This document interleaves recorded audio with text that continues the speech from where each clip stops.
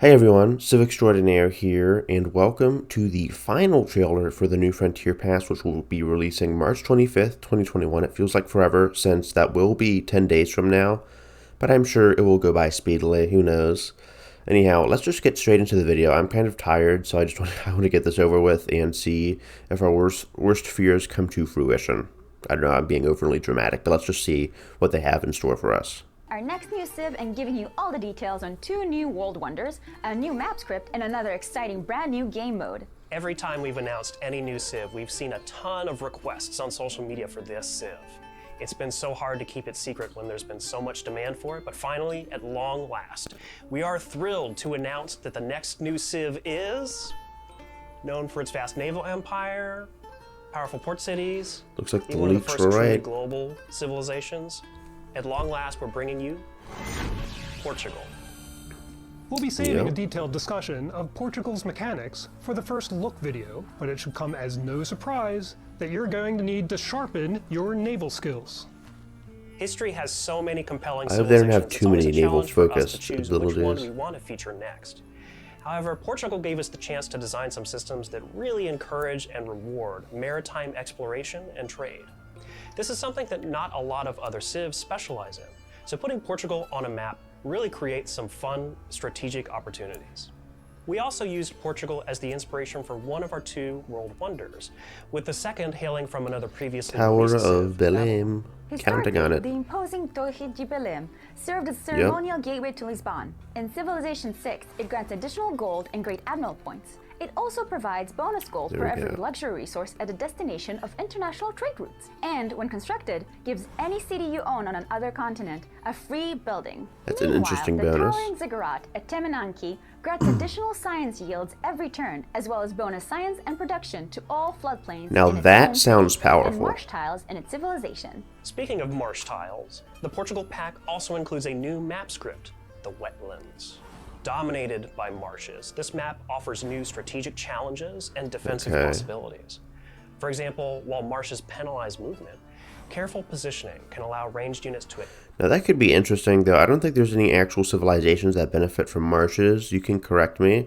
Maybe like Vietnam, but aside from that, I don't think any of the civs in the game have any synergy towards marshes. And Vietnam only has like a partial synergy towards them, so that could be interesting. Careful positioning can allow ranged units to exploit enemies' reduced speed. Finally, the bone mint we've been waiting for, included in the Portugal pack. Oh, is please our don't tell me it's a latest zombies mode. brainchild, Zombie defense. Oh. In this optional grave And we mode, know. the dead don't stay dead for long and present an ever-growing threat to the world's civilizations, or as I like to think of it, an ever-growing brain drain. In zombie defense, every unit slain in combat has a chance to rise from the battlefield as a ravenous zombie. Zombie units chase and attack the nearest non-zombie unit, and any unit they successfully catch, crunch, and kill respawns as zombies themselves. But don't worry, because sadly, the living can fight back. An arsenal of new Why would you craft ever play and this? barricade improvements deal damage to hostile units that pass through or near them. These mode-specific improvements can be built on owned or neutral territory. And again, sadly, zombies' obsession with brain banquets and digestive devastation means they can only fall victim to the traps and barricades and are unable to pillage them. Huh? Also, unluckily for the undead, 2 new city projects allow civilizations to temporarily subjugate the zombie units within a city's limit, putting them under players' control. This lets you direct zombies' mindless mayhem at your opponent. You That can seems either like it use could be zombies super to directly broken. target enemy units, or just move them But out of your okay. city and closer to someone else's brains. Delicious. You'll also have access to the Zombie Defense Spy Operation, which attempts to spawn zombie units on work tiles Zombie in another player's spies. city. And most importantly, brains. To sum up, the 6th and final installment of the new Frontier Pass is the much requested Portugal pack, also featuring new world wonders from Portugal and Babylon, a new marsh-focused map script, and a new game mode that my coworkers are really hyped about.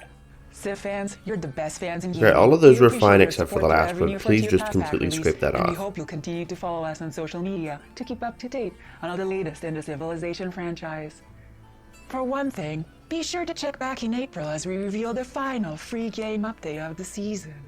We hope you are all staying safe and healthy and Just have to cross my fingers for non-zombified. that one. And remember, when it comes to civilization or the undead, there's always one more turn. The hashtag is one more turn. Alright, well, I need like one more good For the final mode, so I'm very disappointed by the fact that we have zombie modes. Like, I mean, you could choose literally any mode, but you go to zombies. I mean, come on, guys. They even said the developers were hyped for this. I just don't know what to say.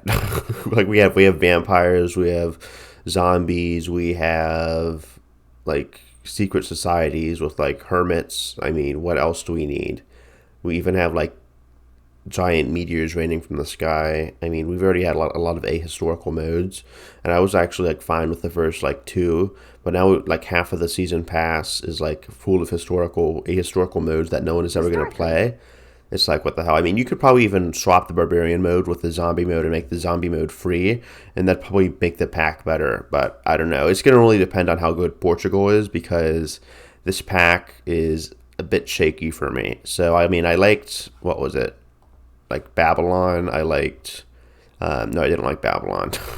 I liked like 4, I think, out of the 6 so far packs we had, and like 4 out of the 6 game modes. So I am just a bit shaky. All the civs, like most of the civs have been good, but the modes have been a lot more dicey. And I guess I'll just quickly look over Portugal and see if I can see anything. Tower of Belém doesn't look as interesting as the ziggurat. I like the ziggurat. That is very out of the left field. People were expecting things like a Asian wonder. They were suspecting anything from like Sirigiria to like Three Gorges Dam. But I mean, these are interesting choices. I'm not going to complain. I also really like the design of Tower de Belém. I don't think the bonus, I mean, international trade routes, I can't really see it because I'm zoomed out here. But it looks like more gold from luxury resources that could potentially stack with Mali, and the lowest production building that could be powerful. I'm not too sure, just to start up your first city. And then where's the other one? The other one's gonna be much more busted. What is it? Atimanaki, like additional science and production, all marsh tiles. That is gonna be insane on wetlands.